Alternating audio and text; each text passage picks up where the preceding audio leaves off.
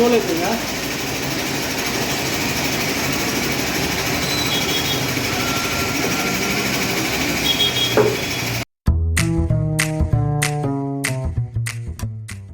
Hi guys, welcome back to channel. இன்றைக்கி நம்ம இந்த வீடியோவில் என்ன பார்க்க போகிறோம் பார்த்தீங்கன்னா, நம்ம சப்ஸ்கிரைப் கடைக்கு வந்திருக்கோம். ஒரு பக்கோடா கடை, சிக்கன் கடை. சரி, அங்கே போய்ட்டு தான் நம்ம வந்து சிக்கன் வந்து டேஸ்ட் பண்ண போகிறோம், பக்கோடா. சரி வாங்க, எப்படி இருக்குன்னு டேஸ்ட் பண்ணிட்டு பார்ப்போம். நம்ம சப்ஸ்கிரைபர் கடை தான், வாங்க அந்த கடைக்குள்ளே போவோம். கடை வீடியோ.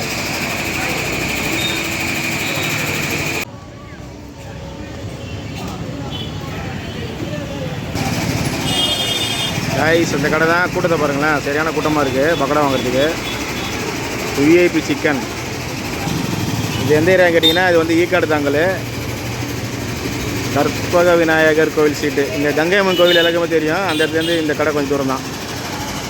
சரி வாங்க, உள்ளே போய் டேஸ்ட் பண்ணுவோம். நம்ம சப்ஸ்கிரைபர் கடை, ஃப்ரெண்டும் கூட. சுகேஷ் அவர்கிட்ட நம்ம பேசிகிட்டு இருந்தேன். அப்புறம் பார்த்திங்கன்னா, பக்கத்தில் வந்து மாவு மிஷின் வேறு இருந்துச்சு. அதனால் வந்து சரியான சவுண்டு வேறு, அதனால் வந்து ஆடியோ எடுக்க முடியல. அப்புறம் பார்த்திங்கன்னா, கடை மெயின் ரோட்டில் இருந்தனால வண்டி வர சவுண்டு நிறைய இருந்துச்சு. கஸ்டமரும் வந்து நின்றுட்டு இருந்தாங்க. இவங்க பார்த்திங்கன்னா வந்து கறிக்கடை, சிக்கன் ஷாப்பும் வச்சுருக்காங்க. சிக்கன் பக்கோடாவும் போடுவார். காலையில் பக்கோடா போட ஆரம்பிச்சாருன்னா நைட்டு வரைக்கும் ரன் பண்ணிகிட்டு இருக்காங்க. அதனால் வந்து எனி டைம் போனாலும் இந்த கடையில் வந்து பக்கோடா கிடைக்கும், நம்மளுக்கு சிக்கன் பக்கோடா.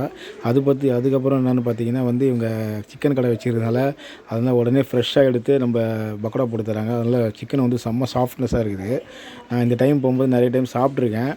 சரி, ஒரு நாள் வீடியோ எடுக்கலான்னு பேசிகிட்டு இருந்தபோது தான் சரி வந்து எடுத்துங்க, ரொம்ப நாள் ஆச்சு, நம்ம சப்ஸ்கிரைபர் வர, சரி உங்களுக்கு போடலாம், நான் அப்ளை பண்ணுறேன். சரி, அதுக்கப்புறம் பேசிகிட்டே இருந்தோம். நல்லா வந்து சிக்கன்லாம் போட்டு நல்லா வறுத்து எடுத்துருந்தார்.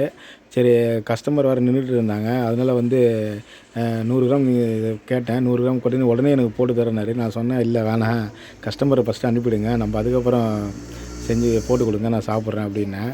சரி, நல்ல விஷயங்களை அவர்கிட்ட ஷேர் பண்ணிகிட்டு இருந்தோம். நல்லா போட்டு வதக்கிட்டு இருந்தார், வறுத்துருந்தார். அதுக்கப்புறம் பார்த்திங்கன்னா, ஆர்டர் வந்துட்டு தான் இருக்குது. அதனால் வந்து ப்ரிப்பேர் பண்ணிகிட்டு இருந்தார். சரி, அதுக்கப்புறம் எனக்கு ஒரு 100 கிராம் பக்கோடா போட்டு கொடுத்தாரு. சரி கொடுங்கண்ணா அப்படின்ட்டு எல்லாத்தையும் எடுத்து போட்டுட்டு எல்லாத்தையும் எடுத்து போயிட்டு ஃப்ரை பண்ணிவிட்டு, அதுக்கப்புறம் வந்து எனக்கு வந்து வெங்காயம்லாம் போட்டு பெப்பர்லாம் தூவி சூப்பராக கொடுத்தாரு. பார்க்கும்போதே ரொம்ப கலரிங்காக இருந்துச்சு. ஆனால் எக்ஸ்ட்ரா கலர் எதுவுமே இல்லை. இது பார்த்திங்கன்னா எக்ஸ்ட்ரா கலர் எதுவுமே போடலை. நல்ல டேஸ்ட்டாகவே இருந்துச்சு. நேச்சுரல் மசாலா தான் போட்டு இது பண்ணியிருக்காங்க. அவர்கிட்ட கேட்டேன். அப்புறம் எனக்கு 100 கிராம் எடுத்து கொடுத்தாரு. சரி, நல்ல பெரிய பெரிய பீஸாக தான் இருந்துச்சு. எடுத்து டக்குன்னு சாப்பிட்லான்னு பார்த்தா சரியான சூடு வேறு, வைக்கவே முடியல.